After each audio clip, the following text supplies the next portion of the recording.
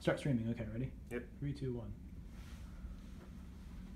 1. Update status success. Looks like we are streaming. Are we live? I think we're live. Greg from Fondue here. We got Ed from Foundry live from Vancouver behind us. That's a bay? What's the name of that bay? Oh, Vancouver Bay? I just made that up. Vancouver Bay. Oh, okay, well, I believed you. Long, exhausting day at Siggraph at 7:10. We got there around 8 something. Yeah, we got there early. 11 hours on a exhibit floor is pretty exhausting.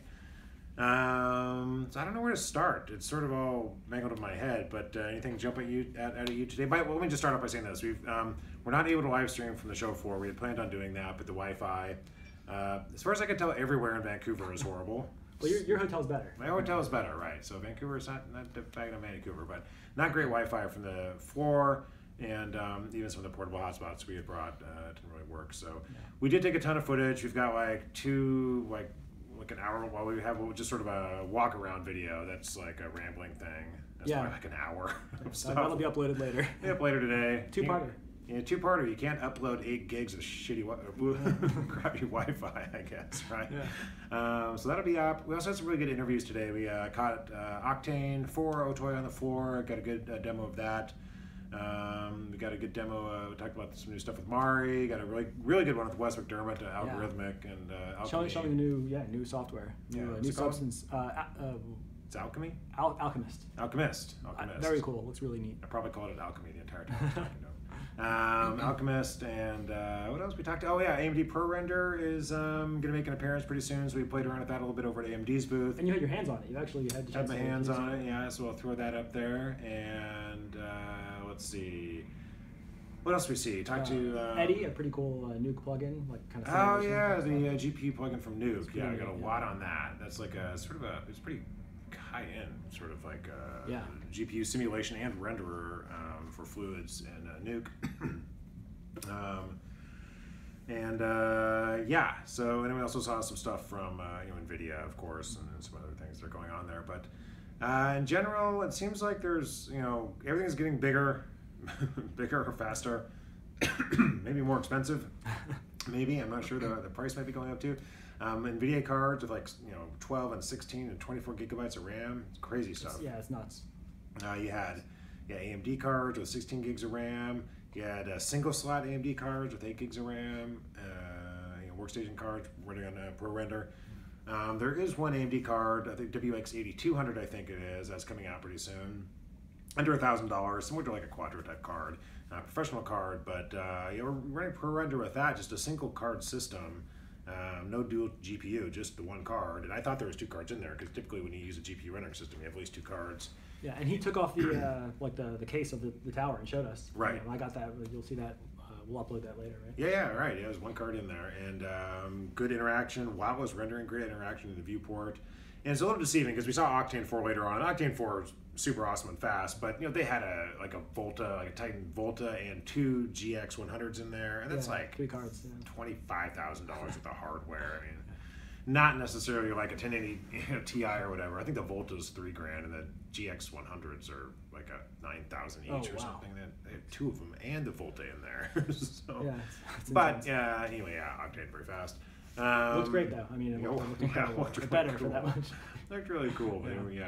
But Octane is fast. I use it in a studio with just 1080 Ti's, and and even 1070 Ti's. It's very fast. And so Octane 4, there's a good video on that coming.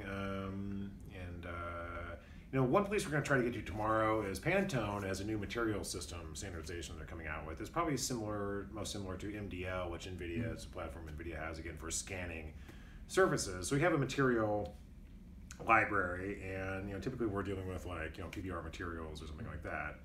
And NVIDIA just open sourced MDL, right? I think they did. It's just one of those NVIDIA tools that they always seem to put out, right. And whether it gets adopted or not, we'll see. I believe you can have scanned BRDFs in there, so it's not like with a sort of material. In most programs, you have like a single beat BDRF, and you manipulate it with channels or whatever. But with a scanned BDRF, it is really getting the microstructure of the surface, whether it's a fabric or a metal or a plastic or wood or whatever. It's scanning that microstructure and getting the sort of faceting. Microfaceting down and creating material of it that way. So it's really like a true like physically based material.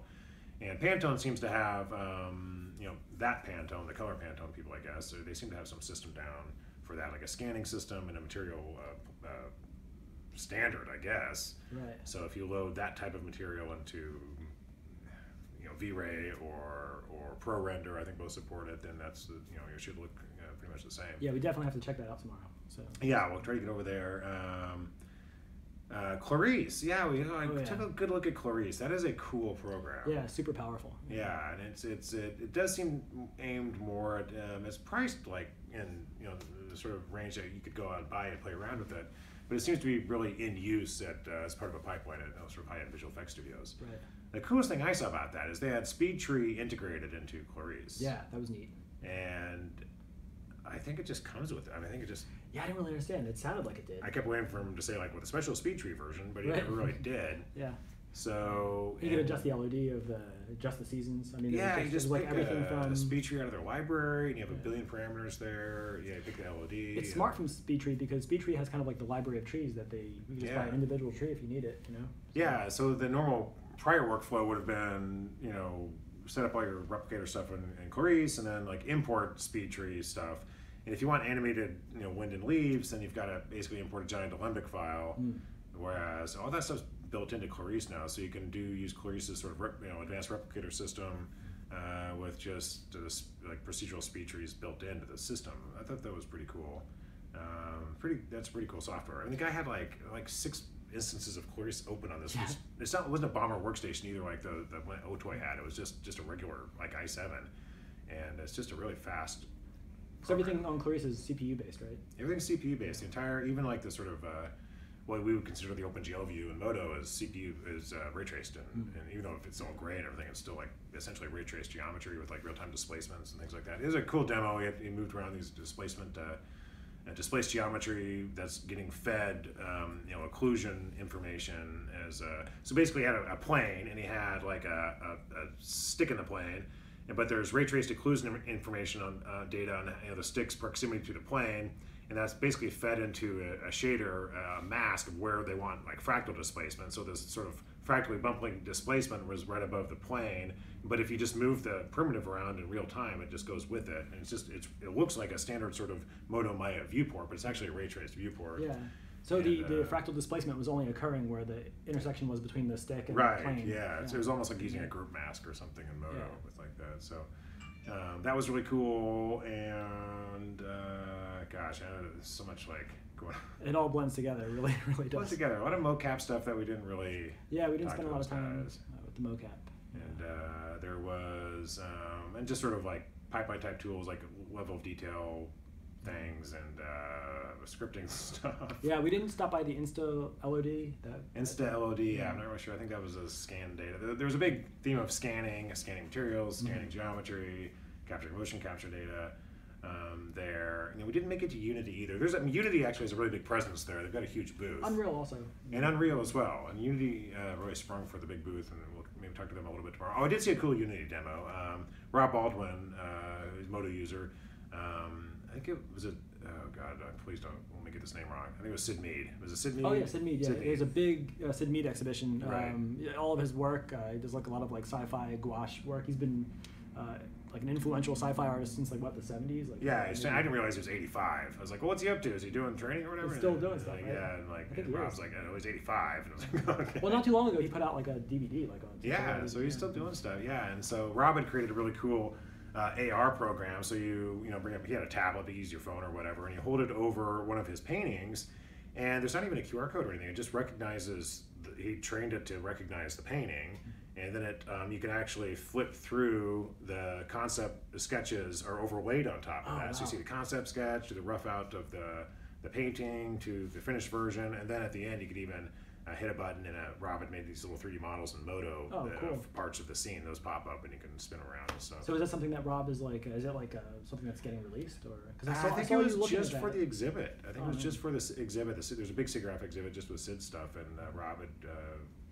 Put that in there, so yeah, I don't know if it just goes away with this exhibit or not. Yeah, I really wish I had actually seen that, because I saw you talking to Rob and I saw you looking at the tablet, but I was like charging my phone or something lame, so I missed that. Right. Okay. So Unity was there, Unreal was there. I haven't really talked to them yet. We'll try to get there tomorrow maybe. else is going on? Talked to some Nuke stuff. You know, it's funny. A lot of companies are just on more the Moto sort of release schedule now, or they're subscription-based programs, and the features come out several times a year. And instead of this one, you know, the way it used to be a Siggraph is everybody's releasing their new version. And Yeah. it's not really like that anymore. You know, I don't see. Yeah, it's more of like a 3-part cadence, or like a 2018 part 1 or 2018. Yeah, it's not a show where everybody's trying to outdo each other with a new release. Yeah. So it's not really like that, We which didn't is really, fine. We didn't really stop by. Well, you stopped by C4D yesterday. Oh, I did stop by Cinema 4D, and I gotta say, I don't use that program, but I gotta say they did a really good job with the some of the tools in release 20. I think it's release 20. The fields, they're very similar to Moto's fall-offs in that you know, Moto's had these for years, and you can use them for dynamics, you can use them for shading, you can use them for deformation. But Cinema 4D really did a little more with it, where you can combine them together and sort of Boolean them together and layer them up, and get the effects of multiple fields or fall-offs in one area. And it does some like real-time vertex painting with fields and things like that, which you can then use the vertex weight map to drive other things like particles. They did a really good job with that. And let's see, they also had volumetric stuff.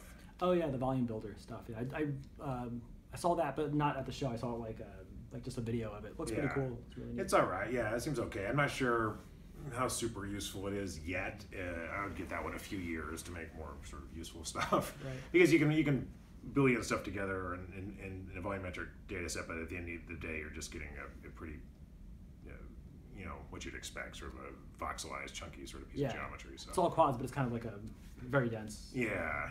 So it's not something like Mesh Fusion. I don't think we'd actually use it for some design iteration, but I'm sure it will be at some point. Yeah, they had nodal-based shading and stuff like that, which isn't that exciting anymore. But yeah, then NVIDIA. Well, let's talk about ProRender a little bit. So ProRender, I know, is coming out to, you know, Shane mentioned really should be in soon, beta. like, it should be available in public beta now, I think. I could be wrong, but very, very soon. Maybe when he gets back from Siggraph. I think Shane's leaving tomorrow. But yeah, ProRender will be out, and it was definitely still in beta. It's sort of like you know, the VR stuff when that came out, and Canova, and some of these things that are released early and put into people's hands. And so, yeah, you're not going to go out and use ProRender next week to do a project. But you can see the integration and start providing feedback on it. And it looks interesting. It's using just the same Moto preview type window. Yeah. So it's a similar window. You can navigate in there, pause and stuff up on the top like you normally would. It's really just brute force, you know, rendering, like GI Monte Carlo type rendering, so you're blasting out a ton of rays, and there's only like 5 quality parameters. Yeah. So you go like render settings, it's basically the amount of rays you want to throw out, kind of like Octane, or the amount of time you want to spend on the image, you know, 10 minutes or whatever, which is useful for animation. V-Ray has that. And you tried instancing with it. Instancing worked? Instancing, so I kind of jumped on there. I'll throw up a video. You know, basic, so you use Moto's physically based material. So the old, you know, there's several Moto materials now. It just defaults to the physically based one. Yeah. But there's the principled shader if you want to use that. There's a little drop down. A lot of people probably don't even notice that, to be honest. Yeah, the principled kind of like is under the radar. It's there if you want to use it. I don't think that works with ProRender. I didn't actually try that one, but the traditional ones, really the only time you have to watch out for it is if you have an old preset. If you have like a preset that I made like in the yeah, they're kind of like legacy. Bronze Age, then that probably wouldn't work.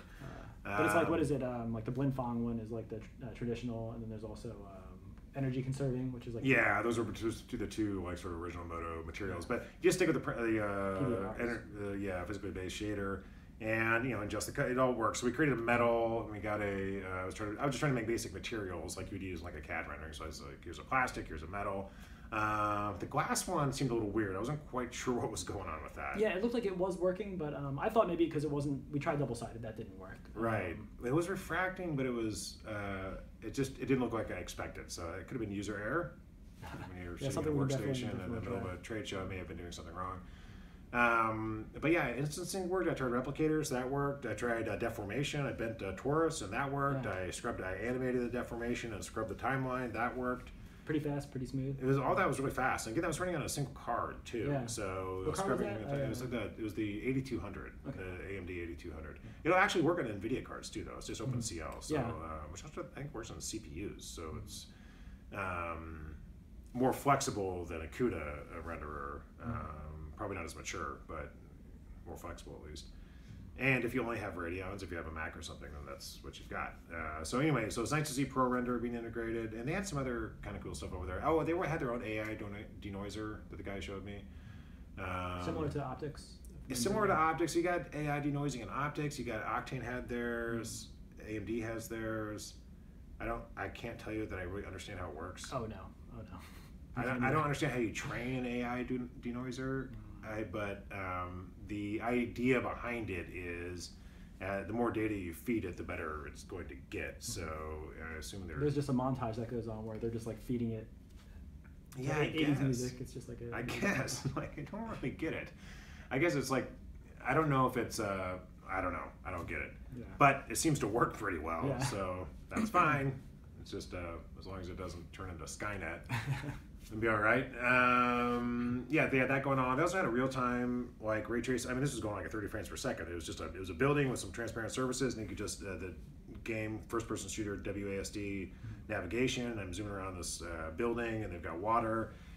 You know, it definitely wasn't 60 frames per second. It probably was close to 30, and that's like ray trace gaming. Maybe isn't that far away. I don't know if it's going to be NVIDIA's RTR or RTX or whatever acronym they're using nowadays. But AMD's not exactly seeing it around either, so... Yeah, they're making waves for sure. Yeah, their hardware seemed to be more... I was actually interested in the single slot stuff, because they had a number of single slot cards, like single slot 8 gig workstation cards, like quadro type cards. And so you could put in a double slot card as your main thing, and then the 8200, then the 7100s are single slot. You could like put 3 or 4 of those in a Threadripper system. I mean, yeah, Threadripper has 64 PCI Express lanes, so you can put in quite a few graphics cards like that. So yeah, AMD had a pretty big presence there, and certainly Threadripper is been kind of kicking Intel's butt lately. Intel had a booth right next to them, and honestly, I didn't even go over there. Yeah, I don't think I really... I didn't think what they had to offer. Like, I mean, I'm being kind of a dick towards Intel right now, but... You know, the show could have been, maybe they just didn't have much of a booth presence. I did see Rajat Kadori, former AMD guy, but currently at Intel, I think. Oh, really? Yeah, and I got my hotel switched, and I was staying in a much nicer place for the first like 2 nights, which I wish I was still in. But yeah, there's some bigwigs in the industry walking around. And oh, nice. Okay. So there's probably some stuff going on. Yeah, so Intel was there. NVIDIA, of course, had their cards and didn't get into anything. We're going to try to talk to them tomorrow. We were going to talk to them today, and they were bringing in more of a technical guy so I could bombard him with questions that the marketing guy is not going to answer. But we had to wait 15 minutes, so then we went to talk to Wes, and Wes showed us this stuff for like a half hour, so then we missed it. But I know they have at least a 12, I think they have like a 12 gig card and maybe even a 16 gig card. But the other thing they have is their new RAM sharing pathway, and so you could actually chain together 2 12 gigabyte quadro cards and have 24 gigs of usable RAM. Right now you can't do that, right? So if you have 2 Titan, you're only getting the 12. 1080 Ti's or whatever, you're really limited to just the amount of RAM in one card. So what's that called when they add them together, like the new... I can't remember. It's like NVE Link or something like that. Again, like that's the acronyms cool. In the show. It's like... I know, there's like, hey, we have our X zibbity doo dah like displacement system. I remember that. So they weren't showing the consumer stuff, though. You started Turing stuff. That's still either rumor-based, although the rumor, of course, is Gamescom. Okay. Tor Frick said he was going to that. I think that's just next week. So he had to fly back to Sweden last night, and he was like, I have to go to Gamescom. Yeah, Tor Frick, who runs Neon Giant. Neon Giant, yeah, it's his new company. I don't think that guy sleeps, but not by choice, like William or somebody who like seems to be awake doing stuff. Tor just like doesn't get any sleep. Yeah, so I didn't really see much of Intel. We should probably swing by there tomorrow. Yeah, we should. Yeah, I'm sure they've got something going on, and the stuff we saw from Wes was amazing. The Alchemist. Oh yeah, right. So we should probably talk about that a little bit. So Algorithmic has Alchemist, which is in beta now, but it's pretty near complete. I mean, it looked like complete software to me, and a couple of really minor bugs that he was pointing out. But yeah. And the main developer came by and kind of gave us the impression it was about done. But that is really cool. It's going to be part of the Substance suite. So if you're already a subscriber, you're just going to get it. From what I understand, I might be wrong, but it seems to me like you're just going to kind of get it. And if you remember bitmap to material as part of that suite, I think it's going to replace all of that functionality. I think so too. That's just out there. All this does all that better. There's a lot of like tiling features. There was like a bunch of ways to tile and like remove shadow and highlights from to turn like right. So you could do the one thing where you could bring in an image-based asset. So Wes is basically saying we want to be able to do procedural data, scan data, and hand-painted data, and so we bring them all three together. And so yeah, I'll bring in like an image of a rocky shore he showed us, and then you can use much better tools than are in like bitmap to material to create a seamless texture map. And again, he's like doing seamless cloning. He's cloning out things with this sort of seamless. Yeah, that went a little bit too fast for me. Yeah, so basically the Photoshop, cool. He's like a Photoshop to clone out whatever a branch in the rocks that you don't want there. You're just slapping pixels of it. You got to be careful to like where your clone source is from, so you kind of match up to where you're at. He just kind of cloned from wherever, and it has this sort of edge eroding algorithm that erodes the edges in based on the height data, I think, and then bleeds it into the rest of the image. To make it look more seamless cloning. Yeah. And then they're using AI to like get rid of to extract an albedo map to get rid of all like highlights and shadows and stuff. So you don't have to clone out shadows or weird super odd highlights to make things like an albedo map. It just does it for you. Right. And there was just kind of like the mixing and blending feature where they had that like the tree bark with the lichen and right, so you can blend on with height maps. This is similar to what Megascan shows on their image mixer on their site if you've seen that. And you could do that in Substance, but of course in Substance you get tons of parameters. And plus there was that feature where you bring in like an image, and like Wes brought in an image of like this like hot pink lipstick, and then that created like a little swatch, like a list of like swatches from the image. And then you apply that to like the tree bark, and suddenly you have this like crazy. Yeah. Like, so you can use any image as a color palette, basically.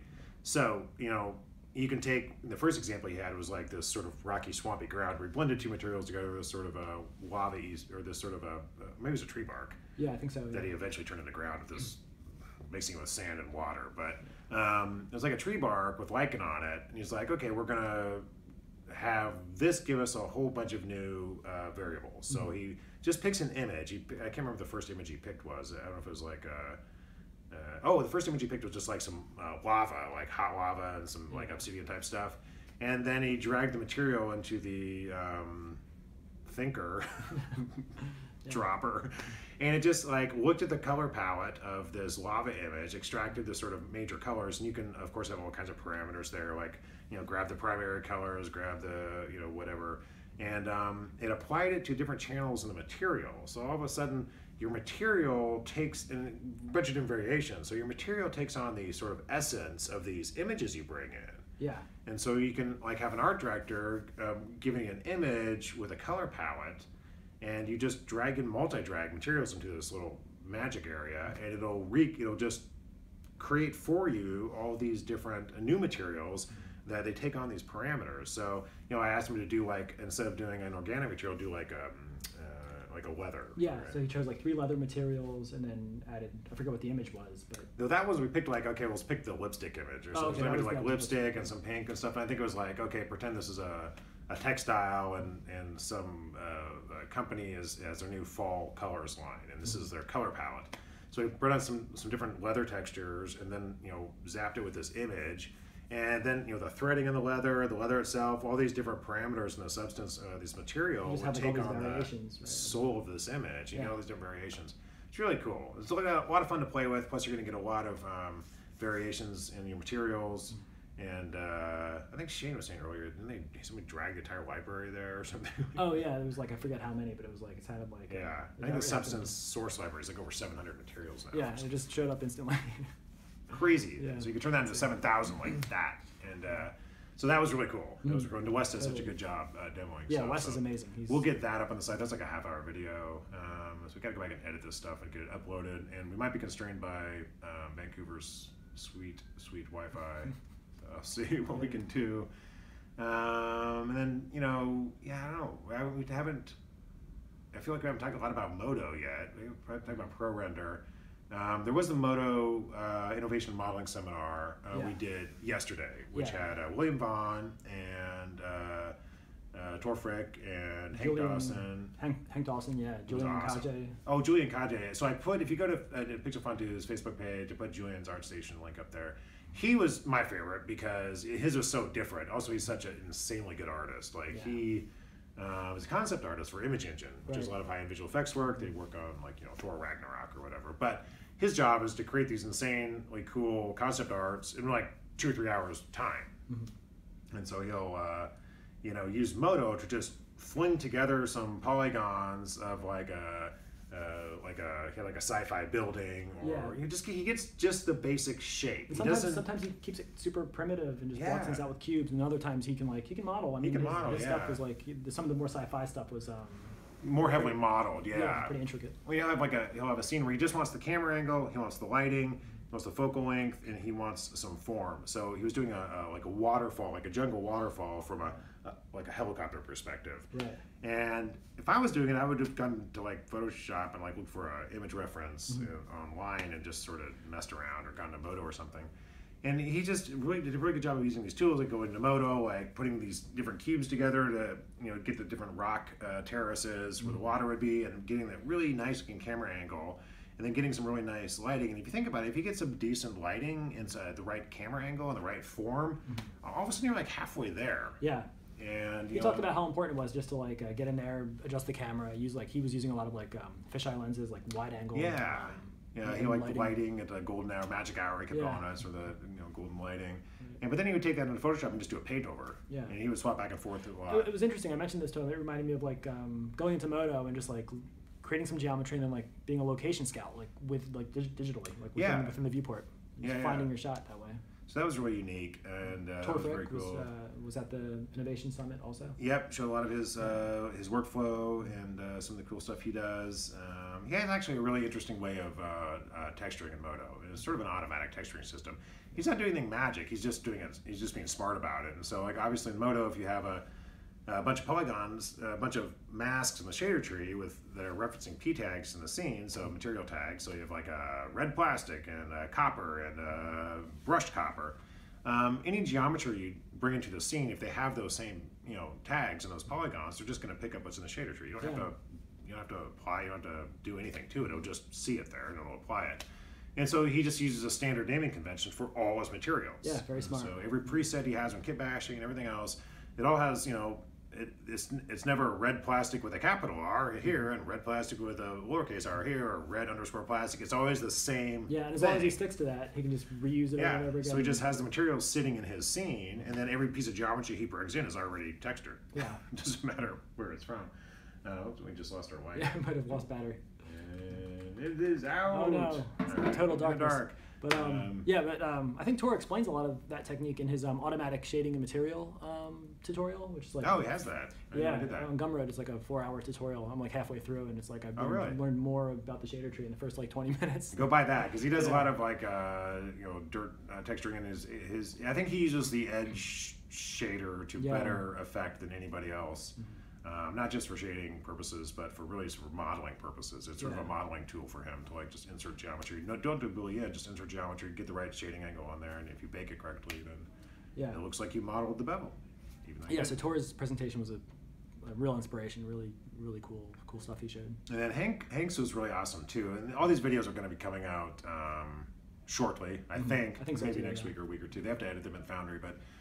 So we'll just give you a preview, but Hank Dawson, I've known for a while, and he's in Seattle, drove up here, and he does some really cool work. It's really different. It's like 3D printed stuff. So he did large scale, like a big project with a Space Needle, a 3D printed Space Needle. He modeled all these little people in Modo down the bottom. He modeled the Space Needle and like the base of it. It wasn't just the Space Needle; it was the Space Needle under construction. Yeah. So he had like the base with the hundreds of thousands of plywood boards and cement structures and cement trucks. And he does a lot of research in his work, and he just is really authentic looking. And it was like a 6 foot tall 3D print or something. Yeah, it was huge, and that was like FDM, so it was like extruded plastic. I think he said it was ABS. No, was it ABS or PLA? I don't know, but watch and you'll find out. Yeah, it's some insane number of print hours divided up among like 20 printers or something. Yep.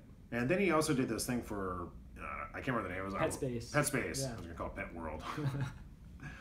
Anyway, whose benefactor is a woman who's like a billionaire, so probably had a good budget.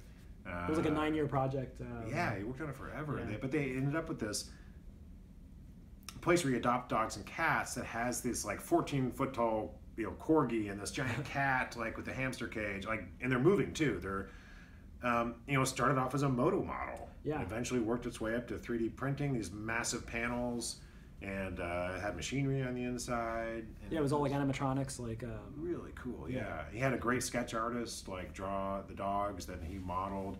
But basically, what he did is when you're working on something that expensive and you can't like screw up a 3D print and then like don't worry, just start another one. At that scale, you don't want to. And especially if you're a freelancer, that'll bankrupt you if you screw around like if you screw up like that. So he used Sketchfab, he used VR, he used 3D printing, smaller scale stuff. A bunch of steps to make sure everything was right. So you can put on the VR goggles, walk around, get a feel for how things are when they're 14 foot tall. Are they too scary for the kids that are going to be in there? Are they going to be, how does it look? And prints it out. He had like the actual giant dog printout, but he had like the little one that he had tested one. They were like exactly matching. Yeah. And he used Sketchfab to kind of give the guys an idea of what it's going to look like. He kept the same sort of asset throughout the entire thing, the 7D dog that he had modeled. And he's like, I knew every single curve. I could see like the one end gun I left in there and the print, and it was really neat. Yeah, that was super cool. Yeah. And then William Vaughn, of course, was the other presenter there, and just did a fantastic job. He talked a little bit about what he'd been doing at New Balance, and so he's at New Balance, and he showed some student work because he trains people. Come in there just designers, and then they use Moto to design shoes. So then he has to train these guys to use Moto. That was a little scary, seeing those really nice looking shoes that were done by people. Yeah, I see like a shoe that looks awesome done by like this is done by Susan in 1 week. She just started 3D. Like, first week using Moto, and they're doing like a shoe that's like incredible. Yeah, that was impressive. And then William just had a really nice polished presentation on some of the advantages of using Moto and the things that Moto does well, and some stuff like that. So all that stuff's going up online, and that was just a really solid. We had a little session afterwards that I hosted, and we talked to the presenters. Yeah, that was really cool. That was we grabbed Shane Griffith, the Moto project manager, and had a sort of a captive audience there. So we. That was pretty fun. So that'll come out pretty soon, and so this has gone on for a while. We'll definitely we have like hours of videos, so we'll get those up on Pixel Fondue. They'll probably be on Moto Geeks or Founder Facebook as well. Yeah, or at least some of it. We'll do some cross posting. Yeah, and we'll get some more stuff tomorrow. So. If this is actually live streamed with the Wi-Fi, I can't see the other side of that phone, so I know this stopped like an hour ago. This could be a total waste. My phone could be dead. But if you guys want us to check out a booth in particular, put it in the comments and we will check it out. Yeah, let us know. All right. Thank you. Take care. Bing. Yum, yum. It's a lightsaber sound, you know.